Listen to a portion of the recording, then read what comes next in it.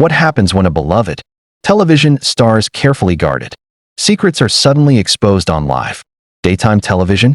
What unfolds when years of professional tension finally explode into a public confrontation that nobody saw coming?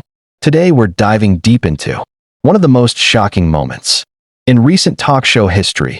In this fictional dramatization, when David Boreanaz, the star who captured hearts as Angel on Buffy the Vampire Slayer and later as Seely Booth on Bones, found himself in an increasingly heated exchange with Kelly Clarkson that ended with him storming off her set. The fictional scene opens with the Kelly Clarkson Show riding high on positive reviews, celebrated for Kelly's warm, interviewing style that usually makes guests feel relaxed and unguarded. David had been scheduled to appear as part of a promotional tour for a new project, and by all accounts, the setup for the interview was routine. The production team had prepared a safe, standard list of talking points: his long career, his evolution as an actor, and the new project he was there to promote. Nothing suggested that anything dramatic was looming. When David walked on stage, the fictional studio audience applauded with excitement. Kelly welcomed him with her trademark enthusiasm, and David settled into the guest chair like someone who had done this thousands of times. Everything about the early moments of the interview felt safe, polished, and predictable. Kelly began by asking about his transition from playing the tortured vampire Angel to the grounded FBI agent Booth. David responded smoothly, describing the emotional differences between the characters, the challenges of shifting tones, and his appreciation for fans who followed him through the years. It was all exactly what the audience expected. But then the conversation shifted.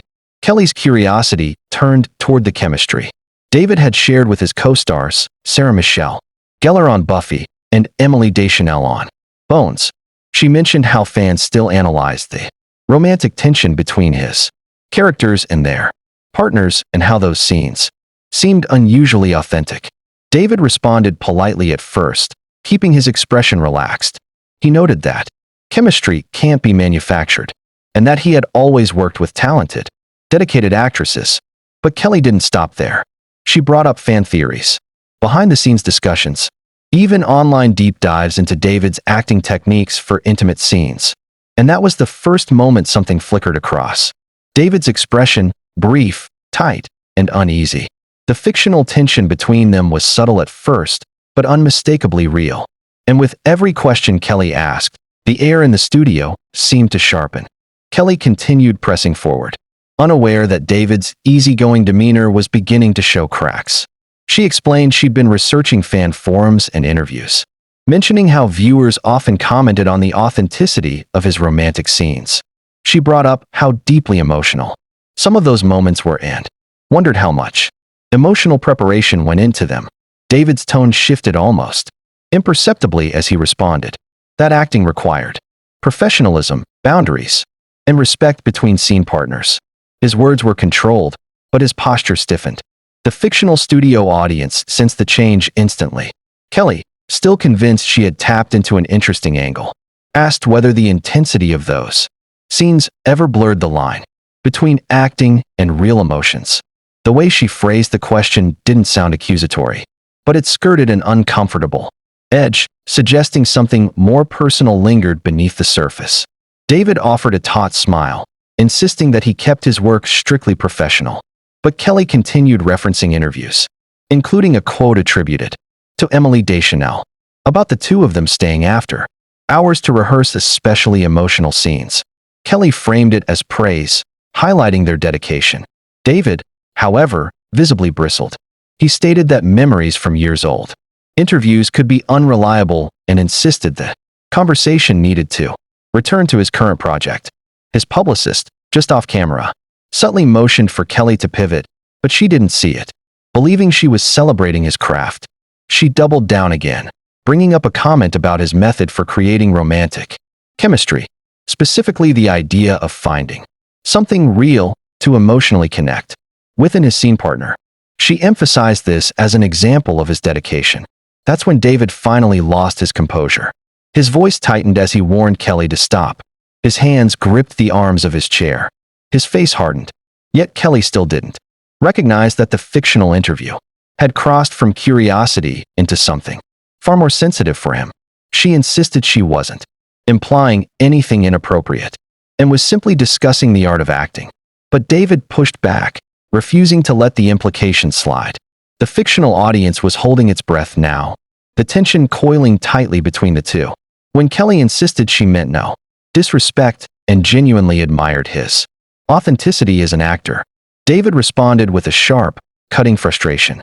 He asked if she understood what it felt like to have every interaction with a colleague turned into gossip, to have fans and interviewers dissect every glance, every moment on screen, and twist it into something salacious.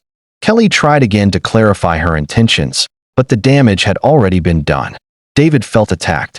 Kelly felt confused, and the fictional interview was rapidly spiraling out of control. Kelly attempted to calm the situation, explaining she had spent hours preparing and had only referenced material from legitimate interviews and behind-the-scenes features. She insisted that nothing she brought up came from tabloids or rumors, only from documented sources. But David only grew more agitated. He accused her of twisting harmless quotes into sensationalized narratives and presenting them in a way that cast doubt on his professionalism. He said that the framing of her questions made it sound like there was something inappropriate between him and his co-stars, a suggestion he vehemently rejected. Kelly insisted again that she had never implied anything inappropriate, but David wasn't convinced. His voice grew tighter, louder. He accused her of shaping a narrative for entertainment, rather than respecting the truth. Kelly fired back that she had never ambushed a guest in her career, and that she took pride in being respectful and honest with everyone who sat on her couch. David countered by saying that if her goal were respect, she wouldn't have dredged up personal comments from years ago, just to create drama in the present. Kelly said she was simply exploring the iconic relationships that made his characters so beloved. But David's patience had finally worn thin. When Kelly suggested that his extreme reaction made it seem like he had something to hide, the entire fictional tone of the studio shifted. David went silent, his face drained of color. And then, very quietly, he asked Kelly if she had just accused him of hiding inappropriate behavior on live television. Kelly, recognizing she'd stepped into dangerous territory, tried to walk it back, saying she meant only that his defensiveness exceeded the seriousness of her questions. But the words had already landed.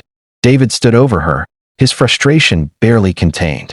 He told her that her line of questioning felt like an ambush, that she had projected scandal onto innocent professional relationships, and that she was exploiting his emotions for entertainment. Kelly insisted that the goal was an honest conversation about his process and that she had never intended to upset him. David replied that intentions didn't matter, only the consequences. By now, the fictional studio audience was frozen in stunned silence. Kelly asked him to sit back down and talk it through. David refused. He said he was tired of defending his integrity, tired of insinuations, tired of his professional relationships being reduced to tabloid-style speculation. He believed she had crossed a line, and nothing she said could undo it. He told her he came onto the show because he respected her, but now he saw he had been wrong. Kelly tried to explain herself once more, insisting her questions were about his craft rather than his personal life. But David, his frustration boiling over, argued that she had planted seeds of doubt, framed innocent stories in a provocative way, and turned genuine professional bonds into fodder for speculation. Kelly raised her voice slightly, insisting she had never intended to misrepresent him. But David was past listening. The fictional intensity between them had grown into something raw and unfiltered. The audience watched in stunned silence, unable to believe what was unfolding before them. David began disconnecting his microphone pack, his movements sharp and angry. He repeated that he was done with the conversation, done with the interview, done with what he called ambush journalism. Kelly begged him not to leave like that, insisting they could clarify everything and set the record straight. But David shook his head, saying the damage was already done.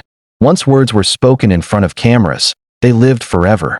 And in his mind, Kelly had already cast him in a suspicious light. He accused her again of prioritizing entertainment over humanity, suggesting she cared more about buzzworthy moments than the feelings of the real people involved. Kelly countered that unintended hurt did not mean malicious intent. But David replied that her intent didn't change the public perception she had already created. He insisted that his relationships with co-stars had always been completely professional, and that the believable chemistry on screen was simply two skilled actors doing their jobs. Kelly, overwhelmed and frustrated, reminded him she never said otherwise. But he wasn't convinced. He said she had planted doubt, and that doubt would be what people remembered, not the truth. Kelly urged him to sit, to talk, to work through the misunderstanding. But David's mind was made up. He told her that he believed she was different from other hosts, that she valued real conversations. Now, he claimed, he saw she was no different from anyone chasing sensationalism. With that, David turned and strode across the fictional studio floor, disappearing through the backstage exit. Kelly remained standing in disbelief, the weight of the confrontation settling heavily over the set. The audience did not react immediately. They simply watched, wide-eyed and silent, still processing what had just taken place. The cameras continued rolling as Kelly tried to regain her composure, aware that whatever had just unfolded would be replayed and dissected endlessly. Was Kelly pushing too hard with her questions? Or was David overreacting to innocent curiosity about his acting methods? Drop your thoughts below, and don't forget to subscribe for more dramatic, fictional behind-the-scenes moments from Hollywood.